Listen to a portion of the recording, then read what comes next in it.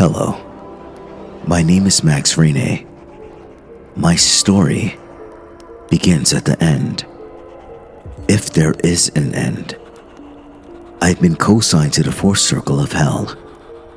If you've ever read Dante's Inferno, or even if not, you might remember that it punishes greed.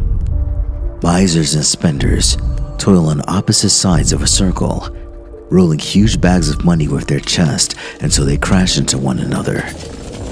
The sinner that falls to the ground first is the loser, who gets whipped by a demon until they stand back up and try again.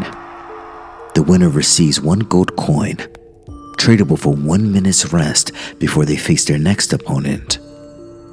You might not think that there is any rest where we are, but it exists to remind us of what we're missing before our torments begin anew. I don't know how long I've been here. I almost don't care. Time is elastic in this place, stretching as far into the past, present, future as a sunset on the beach. The grunts and screams of my fellow damned ring in my ears. I block them out as best as I can. There may be rest in this godforsaken place, but there's no empathy. That's why I'm suffering now.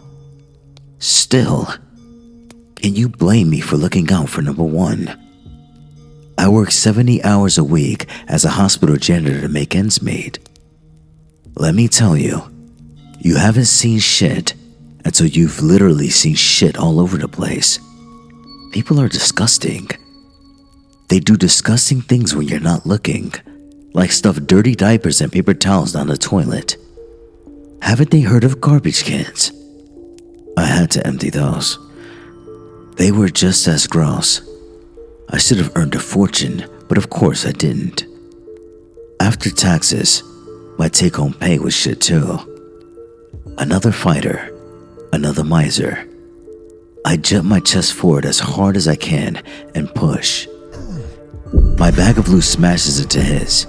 He tumbles to the muddy ground.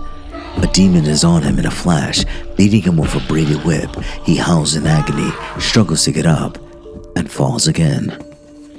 After enduring another lash, the hoarder scrambles to his feet and shoves his way past me. The demon hands me a doubloon. I could save it and earn more coins for more rest. However, I'm not allowed to keep any more than I can carry in the holy pockets of my rags. I give it back. 60 seconds to catch my breath. 60 seconds to reassess my existence. A minute lasts an eternity here.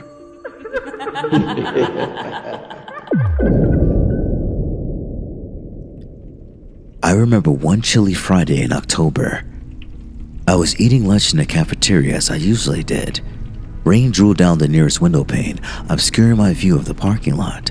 Fluorescent lights hummed overhead. I didn't have much of an appetite for chicken tenders and wedges, but I needed protein and carbs to get me through the rest of the day. The food was hot, if a bit bland. I chewed it mechanically, reviewing my morning. 2 of our toilets overflowed. Piss, shit, gigantic wads of soggy toilet paper littered the floor and leaked into the nearby stalls. The creators of this chaos had fled the scene. I wasn't happy. Neither was my supervisor, who objected to my use of colorful language when he entered the restroom. Like he never heard the word fuck before. He rolled me up, and I got even angrier. That was my second reprimand in 2 weeks. One more, my pay would be docked. I couldn't afford that. Not with the rent due and my car in the shop.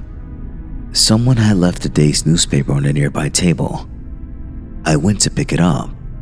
There had to be better opportunities for a college grad majoring in computer science. However, entry-level techs were everywhere. I had $40,000 in student loans to pay off. This gig kept me hanging on the skin of my teeth. The classifieds offered the usual jobs: truck drivers, CNAs, waitstaff, etc. An ad caught my eye. A background of stars and planets with a slogan, Gateway Travel. It's out of this world. Cheesy, I know, but it made me smile. I needed something to cheer me up on that dreary day. I checked out the place's address and phone number. It wasn't that far from the hospital. I made a deal with myself. If the rain stopped by the time I took my afternoon break, I'd leave early and scope Gateway Travel out. If not, I'd keep plunging away and forget all about it. I like to think the weather sealed my fate, but in hell, I know better. The rain had turned to a cold mist by the time 3 o'clock rolled around. I decided I needed to take the rest of the day off. Again, my boss wasn't pleased, but I didn't give a fuck.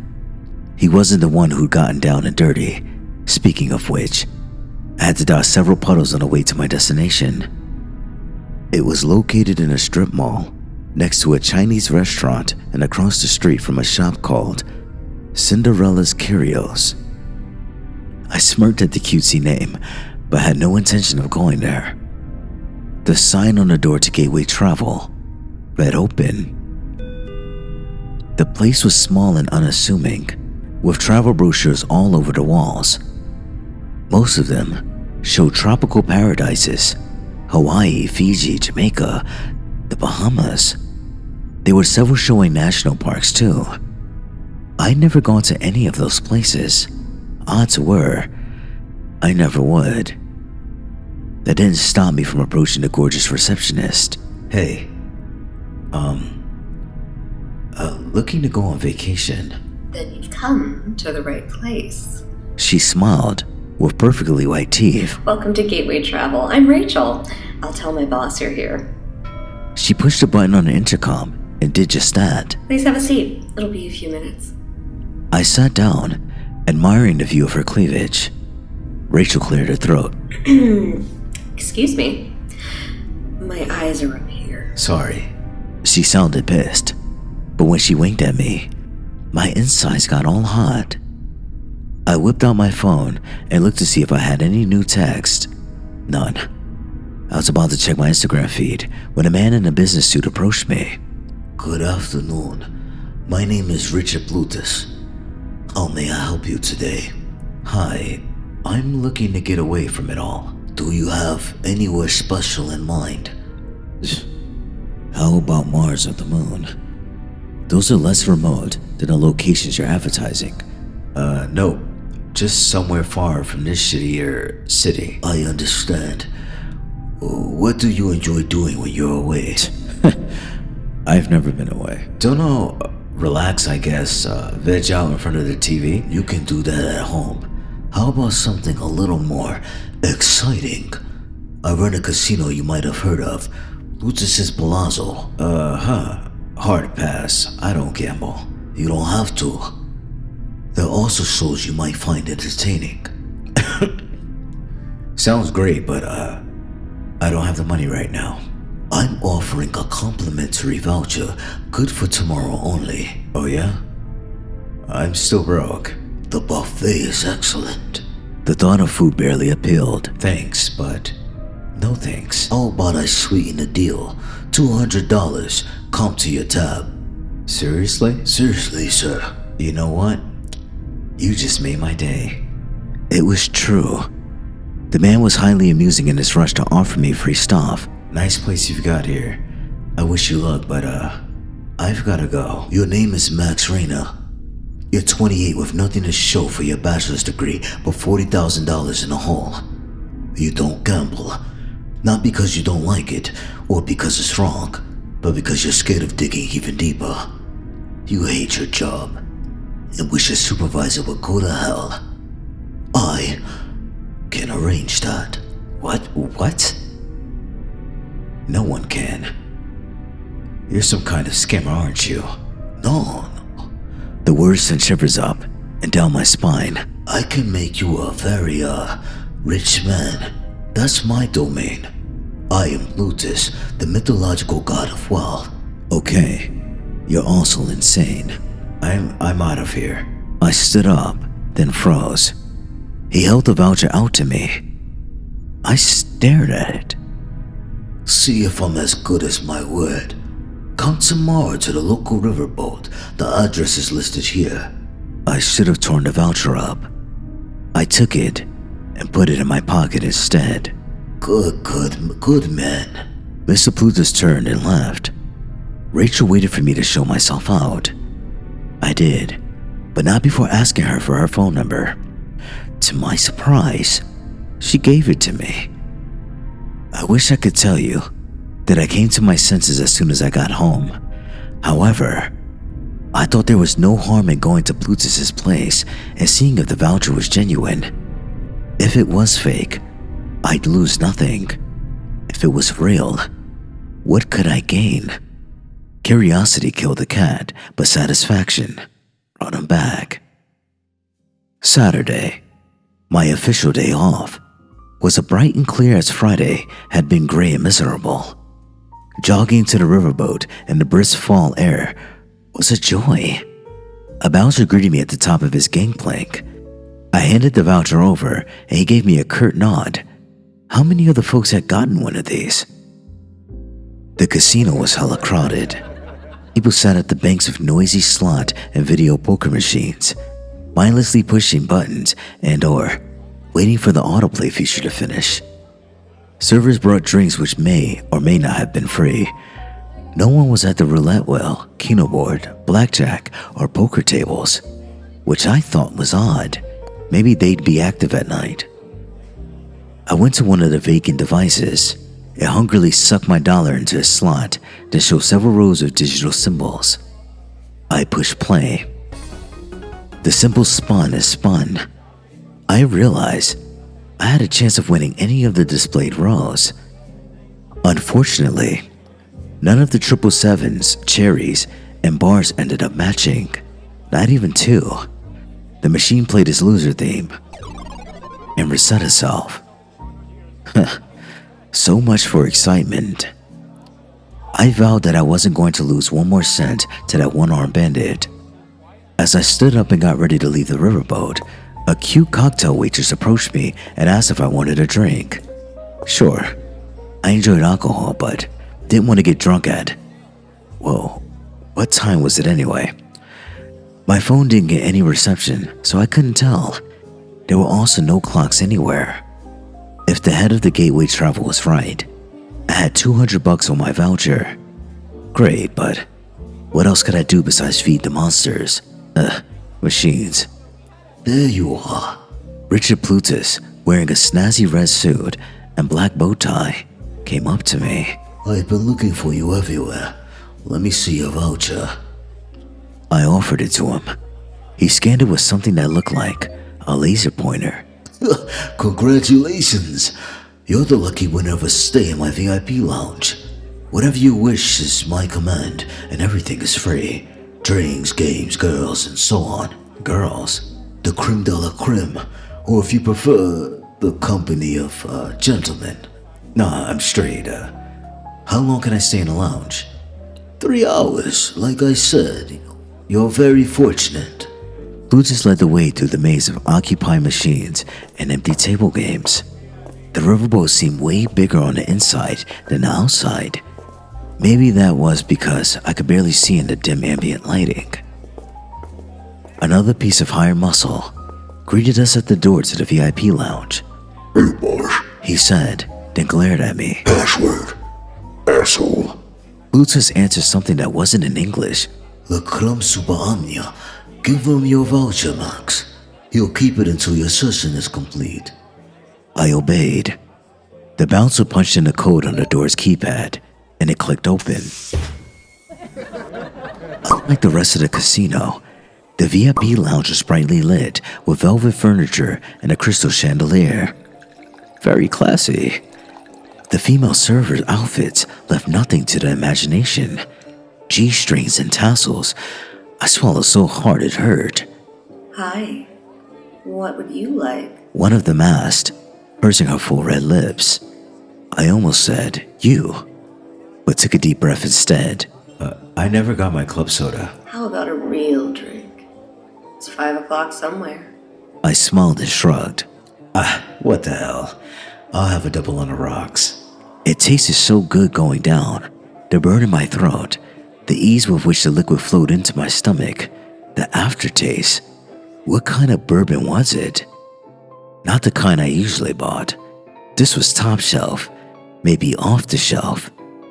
After that, things got a little blurry. The waitresses brought me hors d'oeuvres, including stuffed mushrooms and chicken sautés. It was all scrumptious. I couldn't stop stuffing my face. I asked for another double. I heard the words, lap dancing free. I obliged. If this was heaven, I never wanted to get off the boat. In the corner of my eye, I spotted Plutus. Having a good time? He asked. The best. Thanks for bringing me here. My pleasure. At the Palazzo, unlike other casinos, luck favors the luckless. I knew you were a winner the first time I met you at Gateway Travel. Let's talk business. I blinked. Huh? This way. He beckoned me with a finger. I tried to stand up, but my legs wobbled like crazy. I plopped back down in the velvet chair. He grabbed my hand. His felt like stone. Disgust swept through me. Did Plutus have bad arthritis? Once he yanked me to my feet, I followed him to his office. You know, the kind I'm talking about. Huge wooden desk polished to a mirror shine with a nameplate. Persian rug on the floor, real potted plant in a corner. Bookshelves lining the back wall. I wondered if there was a safe behind them. No, said Plutus. I jumped back. Had he read my mind? Sit down. I practically fell into the chair. Hardwood instead of velvet with a flimsy cushion. You're Max. You can call me Rich. Hey Rich. Now that we're reacquainted, I'll get to the point. I need a partner. Someone who appreciates the finer things and hates it when circumstances get in their way. Someone hungry to improve their lot in life. Most importantly, someone who hates losing. Rich tipped his finger into a pyramid shape. Do you, Max? Hell yeah. In my lines of work, I face much competition. There are many other casinos and travel agencies in the area. I'm looking to expand. Name recognition and branding are everything, but so far, I've kept a low profile. That needs to change. You are skilled across several social media platforms, yes? I nod. Good. You'll help me increase my company's visibility and banish trolls and naysayers. Right. You'll also learn the trade of money management, which isn't so difficult if you apply yourself. Stocks, bonds, hedge funds, I own them all. You'll receive a tidy share of the profits. Everything else you want will come along with it. Like more strippers and booze. Like a nice house and maybe some servants. If you so desire. 3 things remain. What of your job at the hospital? Fuck it. Someone else can clean up people's shit for a living. I'm all in. What of your current boss? Do you still wish him confined to the pits of hell? The sooner the better. I hope he has a heart attack or stroke. Harboring hatred in your heart can bring one on. All that stress, I don't care. He's used and abused me at work long enough. Understood. 3rd, the price for failure in our partnership is high. Are you willing to assume the ultimate risk? Your soul against your burning desire for wealth? I don't think there is such a thing as a soul. But if you want to put it that way, then yeah. For some reason, I couldn't stop trembling. Then, welcome aboard. Plutus and Rene has a nice ring to it. I agreed. We shook hands, and his felt like a stone slab once again. He explained the password to the VIP lounge, which soon became my motto. Lucrum super omnia, profit above all. I quit my job, but under Plutus's mentorship, I made a lot more money and had a lot less anxiety. I was able to pay off my student loans, Rachel, the receptionist, and I started dating too. This progressed into the most wonderful relationship I'd ever had. When I asked her to marry me, she said yes without hesitation. Life was great. It even got more so when Rachel told me she was pregnant. I refused to admit that I was living in a house of cards. Plutus called me into his office on my 3rd anniversary of meeting him. Max, my boy, have a seat. This time I didn't fall into the chair. First of all, I'd like to congratulate you on your progress.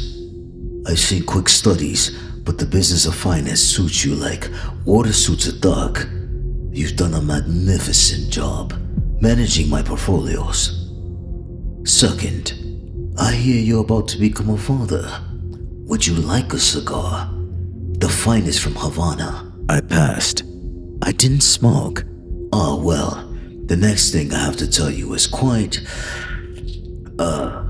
personal on my part. I leaned forward. Go ahead.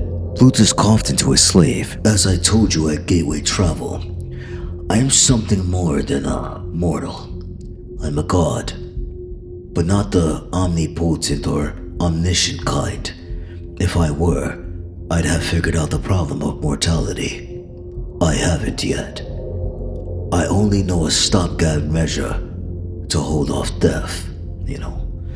In short, I need a new body. I trembled all over, as I had before. You need me. That's why you picked me. I'm young and strong and only 31. I can give you a nice long life. Indeed, you can, but I was, thinking of someone much younger. You want my child? Plutus pointed his index finger at me like a gun. Bingo. No way. I'll never give him to you, or her. I stated, breathing hard. I don't think you understand. If you refuse me now, it will be as if you always had. Like if you'd gone to Gateway Travel and turned down my casino voucher. However, I can't rewind time. All I can do is cancel our contract and impose a penalty. The good things you have right now will disappear. Your career, your mansion, your employees, your wealth portfolio, everything, all gone for good. Rachel, too. Plutus nodded. That can't be. She loves me and won't leave me. She'll do as I say. We entered into a lesser arrangement since she works as my receptionist instead of my financer, but she's still responsible for upholding it. I did my wife want to pay off her student loans. Lo and behold, I was disappointed in her lack of ambition, but I gave her what she wanted. Also, free travel. He grinned with a new set of teeth. Teeth that had points. I never noticed he had dentures before. So, whether I say yes or no, you're still going to take my kid. Another nod. If you choose to give them up voluntarily, so much the better. Life will get even sweeter for you. You'll join the ranks of the multimillionaires. If not, I'm afraid the penalty is joining the ranks of the damned on my home plane. My travel agency is only a portal. I rule the fourth circle of hell. Words fell out of my mouth that I regret every single moment I'm here. Make me a billionaire instead. We have a deal. Your wife will have to agree to these terms. She is the child's mother. Don't worry. Doubt flashed through my mind. She was so excited about our future bundle of joy that I was sure nothing could make her happier. Not even millions of dollars. I'll convince her. You must. Otherwise, this new contract is null and void, along with the old one. My mouth fell open. Plutus shrugged. I've told you risks were high. When I got home, Rachel and I had the biggest fight of our 2.5-year marriage. She said she'd rather die than to give up our son or daughter to Plutus. I pointed out that she'd bargained with him too. Why hadn't he approached her? Rachel said he might. She had an appointment with him the next day. I told her not to go.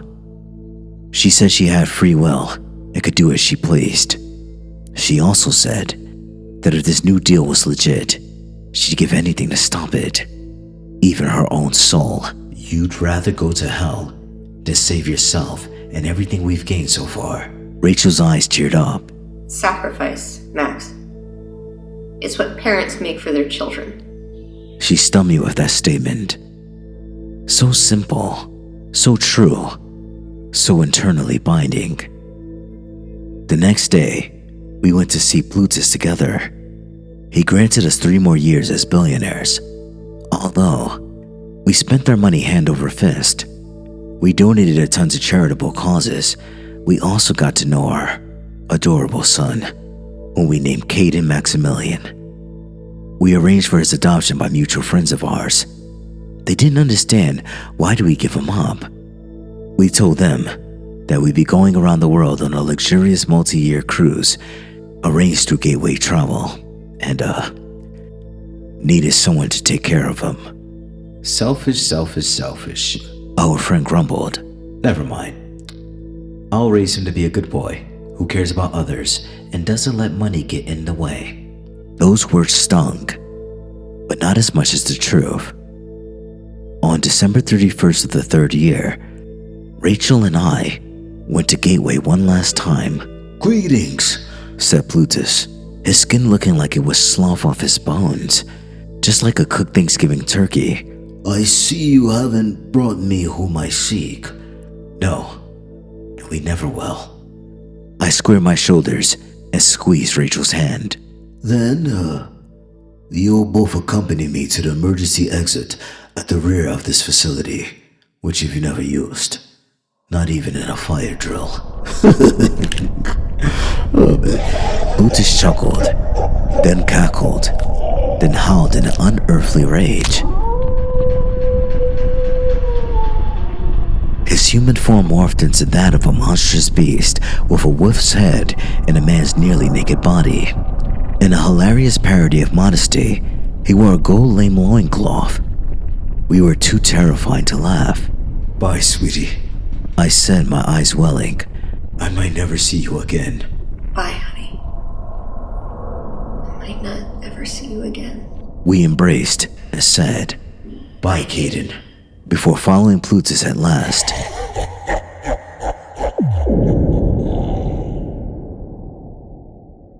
So, that's why I'm here. That's why we're here. You might think that we would have been saved due to our sacrifice, but that's not the way things work.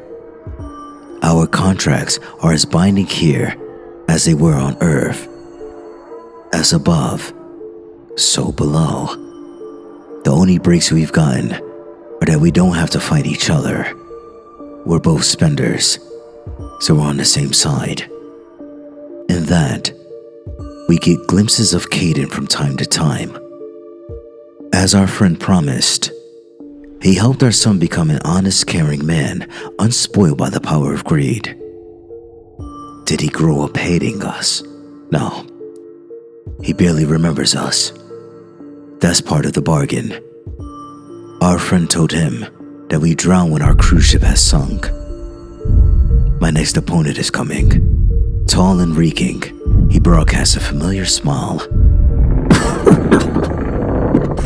Hello, Max. So wonderful to see you after all this time. My former boss at the hospital, Scrooge 2.0, charges towards me. His bag of money bludgeons me in the chest. I fall to my knees. Before a demon could whip me, however, the monster Plutus arrives and devours his head. Blood and gore rain down on me, but I don't care. I feel baptized by it. Thank you, sir. I blubber in abject gratitude.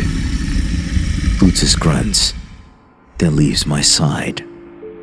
Some people are buying a stairway to heaven, but not Rachel and me. We chose hell. This concludes our story. Thank you for listening. I hope you enjoyed the content. Please like, comment, and subscribe, and I'll see you in the next video. Bye.